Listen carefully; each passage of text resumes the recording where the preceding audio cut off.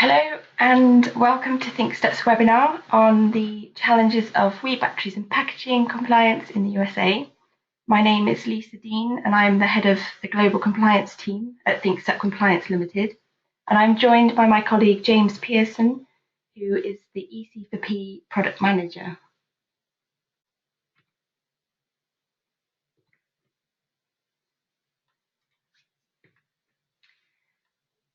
In today's webinar, I will introduce you to ThinkStep Compliance, provide an overview of compliance challenges faced by producers in the US, and then I will cover the e-waste, batteries and packaging regulations in some detail, providing case studies in each of these three regulatory areas.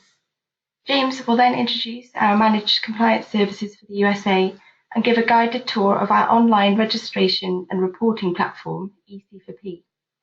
If any attendees have any questions throughout the webinar, please submit them using the GoToWebinar Q&A function, and James and myself will look to provide answers at the end of today's session. So a little bit about ThinkStep. To introduce you to our company, ThinkStep is a global sustainability software company. More than 2,000 companies in 20 different industry sectors rely on ThinkStep sustainability software solutions, including 40% of the global Fortune 500, such as Hewlett-Packard, Interface, Siemens, Unilever, and Volkswagen. For example, ThinkStep provides the leading lifecycle assessment software, Garby, which has 20,000 users in more than 20 different industry sectors.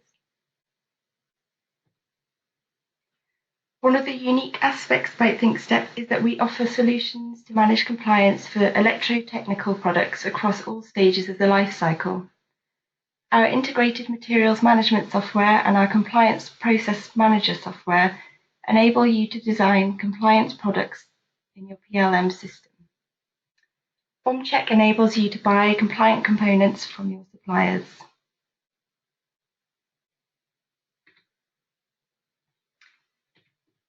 So to provide you with a brief introduction of ThinkStep's industry background, we have extensive experience in the WEEE batteries, packaging, ROS and REACH. For example, in 2003, we wrote the UK government guidelines on ROS and WEEE directives to explain practical compliance requirements to UK companies. And in 2007, we were the first organisation to gain authorisation to operate as a UK government-approved WEEE compliance scheme. We launched our global WEEE batteries and packaging services in 2013, following requests from several clients. We have carried out these global services for a number of clients to date.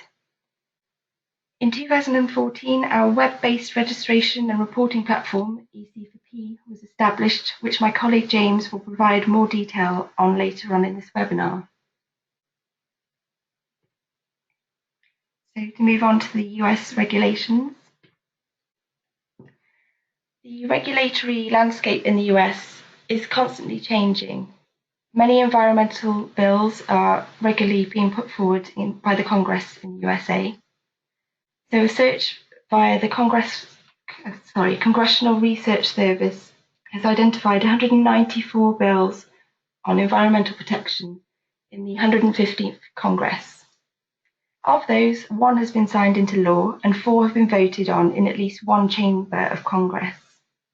To pick out a couple of these bills, the New Hampshire Recycling and Disposal of Electronic Waste House Bill was proposed on the 5th of January 2017.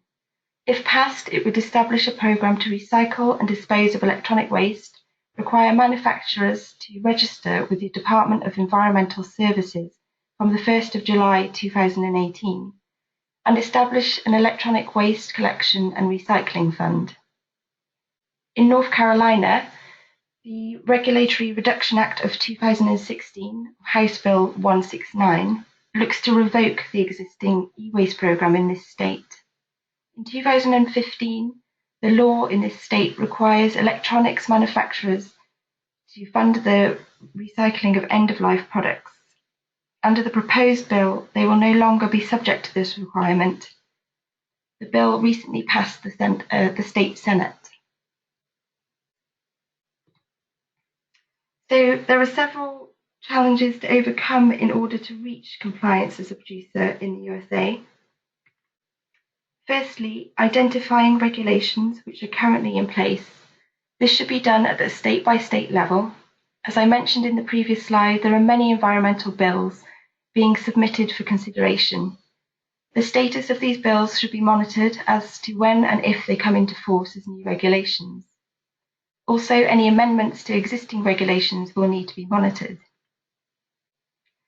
Once any applicable regulations have been identified, producers should determine whether they are obligated under these regulations. Aspects to be taken into consideration include sales arrangements and the type of products placed on the market. There are differences in regulatory product scope between states, which I will cover later on in this webinar. If a producer determines that they are obligated under a regulation, requirements of that regulation will need to be met.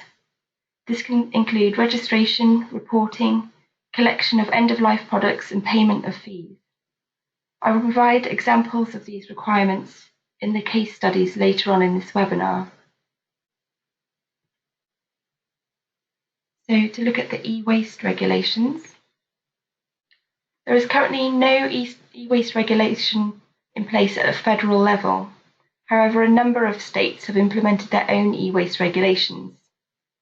California was the first state to do so in 2003. All of the states that have implemented e-waste laws, apart from California and Utah, have placed responsibility on the producer of the products by using an extended producer responsibility approach.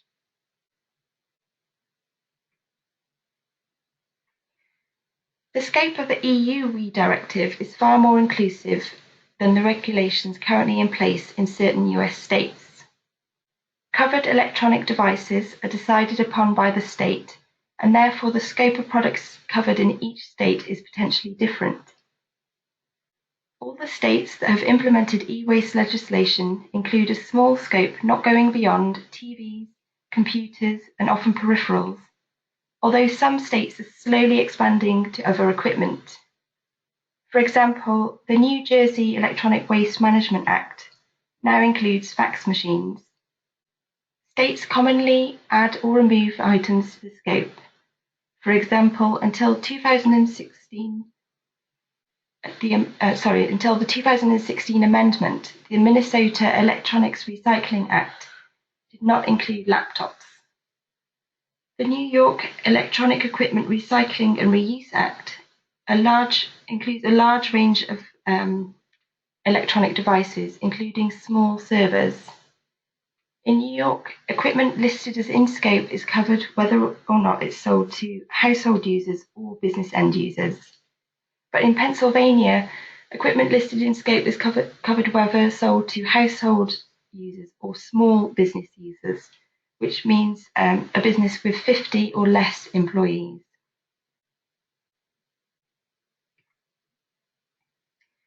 Some of the potential obligations placed on producers include registering as a producer, and this can include payments of a registration fee, submitting a program plan.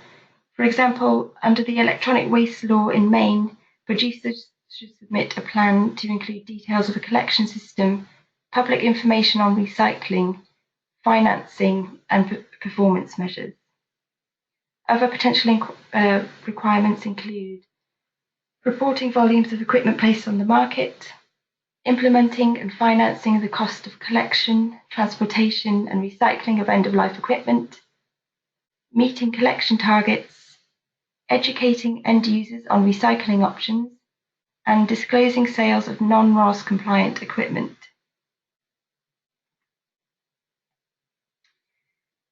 So to give an example of enforcement, in California in 2014, the telecommunications company AT&T was fined a total of $51.8 million for unlawfully disposing of hazardous waste.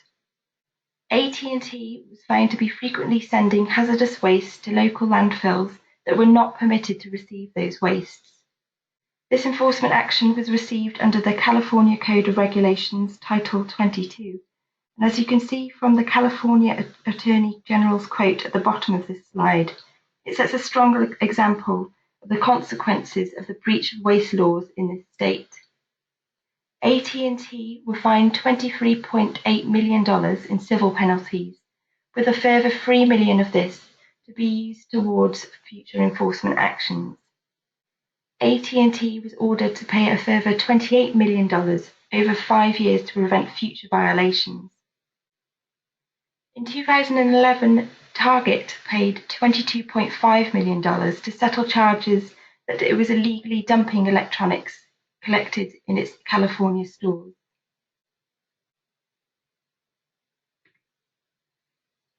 So moving on to the batteries regulations.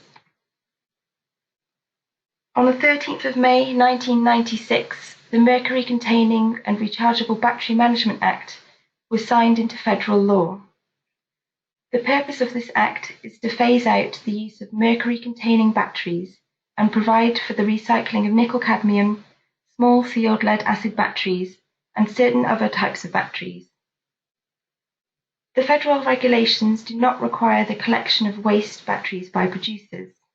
However, 9 states have implemented their own extended producer responsibility regulations, which include take-back obligations. I will cover the scope of some of these regulations shortly.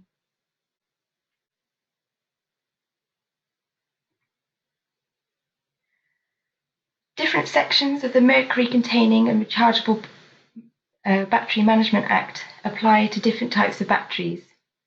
Specifically, the Act establishes labelling requirements, requires that covered batteries are easily removable from consumer products, makes the universal waste rule effective immediately in all states for the collection, storage, and transportation of batteries covered by the Battery Act, requires the Environmental Protection Agency to establish a public education program for battery recycling and proper handling and disposal of used batteries. The EPA is required to consult with manufacturers and retailers to carry out this initiative. It prohibits the sale of certain types of mercury-containing batteries, for example, alkaline manganese, zinc carbon, button cell mercuric oxide, and other mercuric oxide batteries in the US states. The universal waste rule that I mentioned in the 5th bullet point on this slide was introduced to encourage recycling and proper disposal of certain hazardous wastes and simplify the applicable regulations, make them easier for businesses to comply with.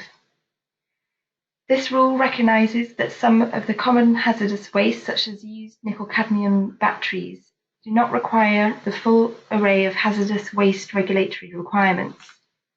However, the universal waste rule does not automatically apply in each state. In states authorised by the Environmental Protection Agency to implement the Federal Hazardous Waste Programme, the rule is not applicable until those states revise their programs to adopt equivalent requirements under state law and receive authorization from the Environmental Protection Agency. Now, to look at the scope of some of the batteries regulations, most states' battery regulations cover rechargeable nickel-cadmium, sealed lead-acid, and dry cell mercuric oxide batteries. However, there are a few differences between some of the states. For example, in Iowa, the Heavy Content and Recycling Requirements Law applies to household batteries only. The definition of household batteries includes any type of dry cell battery used by consumers, including mercuric oxide, carbon zinc, zinc air, silver oxide, nickel cadmium, nickel hydride, alkaline lithium, or sealed lead acid batteries. However, each subsection of the law specifies which chemistry it relates to. So Section 2 applies to the alkaline manganese batteries, but Section 3 applies to nickel cadmium, mercuric oxide, and sealed lead acid batteries. In California, the Rechargeable Battery Recycling Act includes small non-vehicular rechargeable nickel cadmium, nickel metal hydride, lithium ion, or sealed lead acid batteries, or a battery pack containing these type of batteries. It applies to batteries purchased by private individuals and includes a business, non-profit organisation, or governmental entity. A retailer is not subject to the requirements of the Act for the sale of rechargeable batteries in California that are contained in or packaged with a battery-operated device.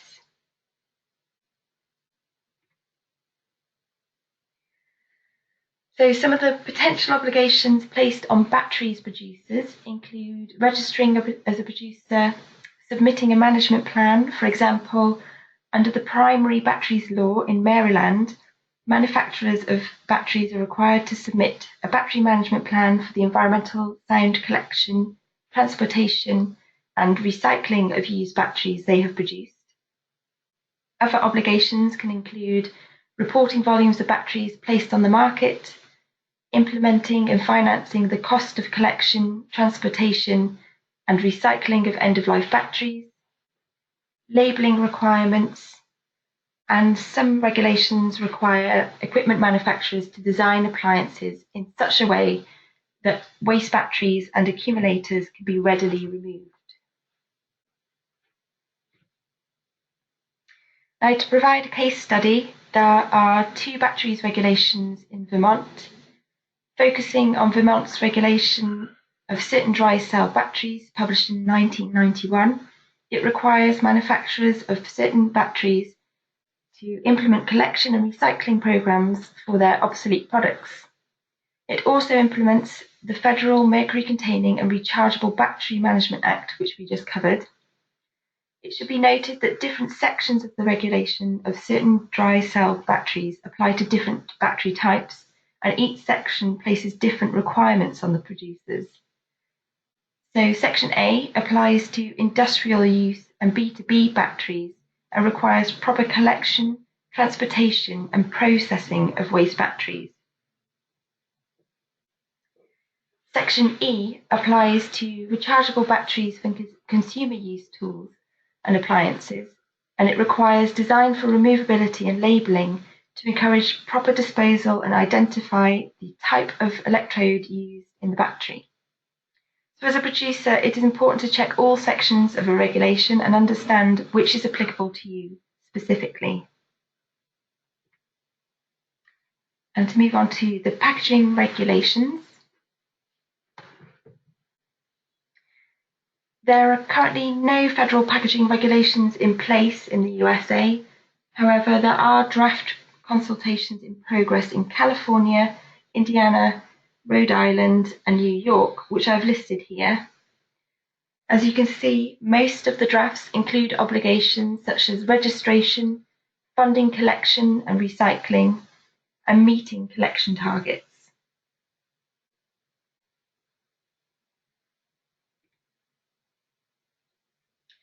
In California, CalRecycle has hosted several public workshops over the past 4 years on the best approaches to handle packaging in the waste stream. As many of you may know, CalRecycle is California's Department of Resources and Recycling and Recovery. It promotes the importance of reducing waste and brings together the state's recycling and waste management. CalRecycle staff are developing a set of screening criteria to determine which packaging types could be prioritised for different mandatory policy approaches.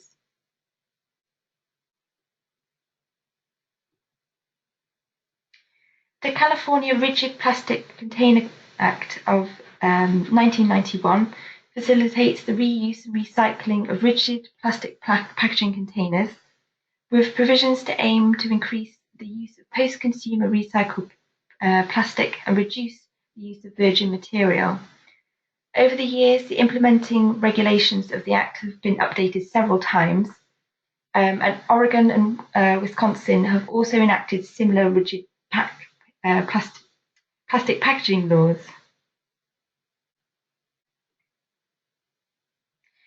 There are several compliance options under the Act, allowing producers to comply with the law in different ways. Each compliance option has specific requirements which must be met. The consumer content approach is achieved where the rigid plastic packaging container, or RPPC, must be made from at least 25% post-consumer material. A source reduction approach can be achieved by reducing the container weight by 10%. The reusable RPPC approach is where the RPPC is routinely reused at least 5 times, where the reuse is to hold a replacement product. So this does not refer to a container that is intended to be used or may be used to be permanently hold the original product sold in that container. The refillable RPPC approach is where the RPPC is routinely returned to and refilled by the product manufacturer at least 5 times to replenish the contents of the original RPPC. And the particular type, product associated or single resin type RPPC recycling rate is where the RPPC must be recycled at a 45% recycling rate. There is also the alternative container compliance method, where the product manufacturer consumes post-consumer material generated in California in the manufacture of RPPCs or other plastic product or plastic packaging that is equivalent to or exceeds 25% of post-consumer material.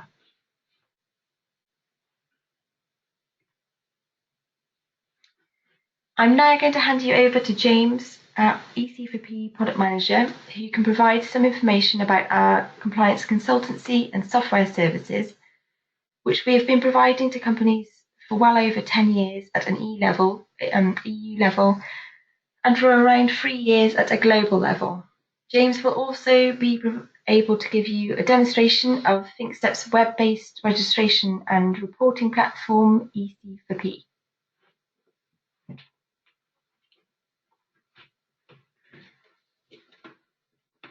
Okay, thanks Lisa for that lovely introduction and for the first half of today's webinar, which really had a lot of very useful information about the current landscape of e-waste, batteries and packaging legislation across the US.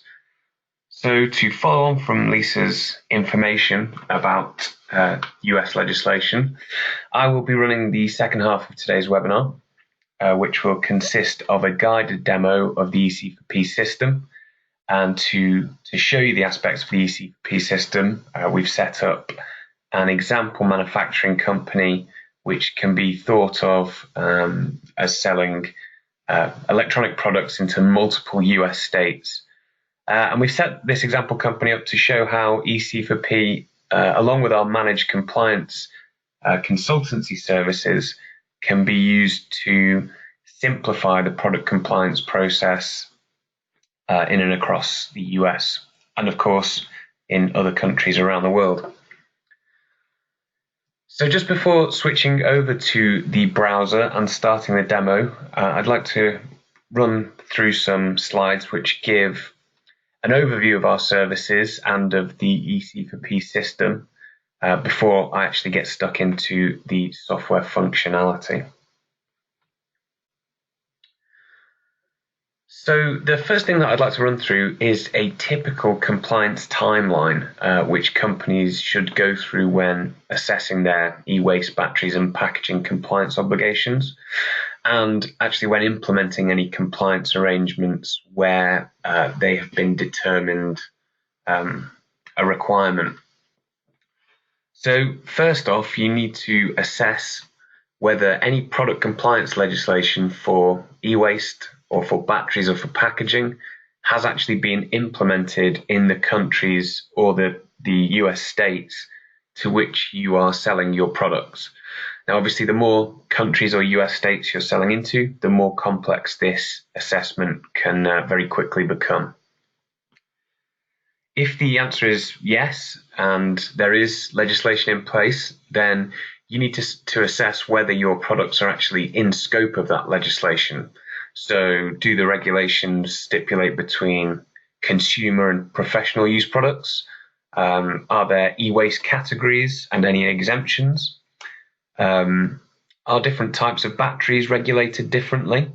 And the same for packaging. Are different types of packaging regulated differently? These are the sorts of questions you need to start asking at this point. If again the answer is yes and you determine your products are in scope, you actually then need to really assess what your options are to implement compliance arrangements. Now, in some countries and states, there can be more than one option, and in some countries there can be a large variety of compliance options available. So if you have to join a compliance scheme, which of the available schemes is the correct one for your products and sales arrangements, and which will actually be the most cost-effective option, based on the amounts and types of products which you're shipping. Once you actually have a registration in place with an authority or a compliance scheme, you then need to calculate your obligation, your recycling obligation, based on the amounts of obligated products shipped. And this can either be by weight or by quantity, often both. And in addition, you might need to implement and make available, either to the authorities or to the public, a waste or recycling program plan. And this is a requirement that we're seeing in lots of US states, as Lisa has identified. You'll then need to actually ensure that you stay on top of compliance data reporting moving into the future. Unfortunately, compliance isn't a one-time registration event. You actually need to stay on top of data reporting, the periodic compliance periods, and you also need to track any changes that are incorporated into the legislation and make any associated adjustments to ensure that you stay compliant with that legislation as it changes. So there's really quite a lot to do to ensure a robust compliance program's in place. ThinkStep EC4P can actually help companies through this process in two main ways. So the first way is that if the answer to any of these first three questions is no, so if there's no legislation currently in place, or if your products are not in scope, or if there are currently no compliance options available, and this does happen occasionally, ThinkStep can actually monitor the regulations for you and notify you of any applicable changes to those regulations, which might bring your activities or products into scope of the legislation. And we can do this via our quarterly compliance update. The second and really main way we can help companies with the compliance process is to actually manage the compliance assessment and the implementation process on your behalf. And over the next few slides and EC4P demo, I hope to show you why we're pretty uniquely equipped to help in these areas. So the main overall benefit that ThinkStep EC4P can bring is to give companies much easier way to take control of product compliance with a centralized approach to compliance management. Now, the first aspect of delivering this approach is ThinkStep's team of expert compliance consultants. And our team can very quickly and accurately assess companies' obligations in each country or US state. And this, as we've seen, is actually dependent on the sales arrangements and product types which your company is selling into those areas. We can then provide cost-effective registration and reporting solutions. And this actually will include a cost comparison and a recommendation of the best registration option considering your products and sales arrangements. And we can also identify any schemes which are open to unique requirements, such as if you're an overseas company or if you're selling specific industry product types. We can then actually manage the memberships to those compliance schemes going forward. This includes the completion and submission of all documentation and forms on a company's behalf where possible. ThinkStep EC4P can actually also pay recycling fees in each country on behalf of its customers and then pass through those costs under ThinkStep's invoice and actually invoice at cost, with the benefit to the customer of only having to set up one supplier account rather than a separate supplier account for every registration they need to have in place. And as mentioned previously by both Lisa and myself, our consultants can actually monitor the laws and regulations in any given country or US state, and then actually notify you of changes which are applicable to your company and your product range when they occur through our quarterly update. The second aspect to delivering this centralized approach is the ThinkStep EC4P software platform. So this platform provides a registration and regulation monitoring summary, which includes a repository of all your relevant documentation and contracts. It then displays all upcoming reporting deadlines, which are specific to your company in one central location. Now, considering that many of these deadlines have different reporting periods, so that's different compliance periods, and different deadline dates, this can actually be seen as a really valuable management tool. EC4P will then actually also chase the users who are responsible for submitting data via email reminders, via email deadline reminders, I should say. Once the user has input data, EC4P will check and really request that that data is entered in the correct format for that particular country or compliance scheme.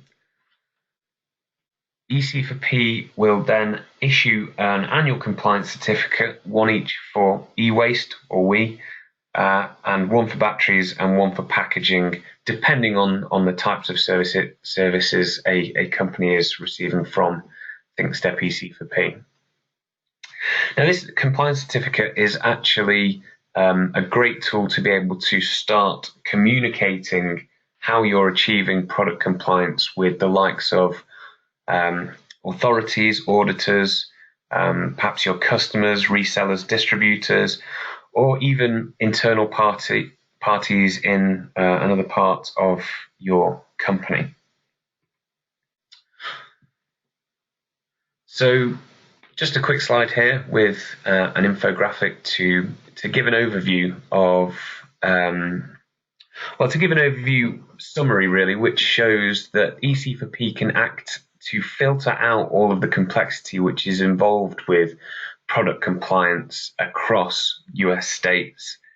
EC4P, as I mentioned previously, provides one invoice and one report for all of your product compliance requirements in the US. And of course, as we've been operating for well over 10 years now, we provide the same services in Europe and in many other countries around the world where we're starting to see the emergence of product compliance legislation for e-waste, batteries and packaging. Okay, so now that we have a bit of background about our services and an overview of the software system, I can actually move on to a demo to demo the system itself. So to actually be able to effectively demo the software, we've set up an example account called Acme Electronics, and this is can be thought of as a company which is an electronics manufacturer selling products into multiple US states as well as other countries around the world, and who are using EC4P to achieve product compliance in those states. So I'll head over to the login page at ec4p.com to get started.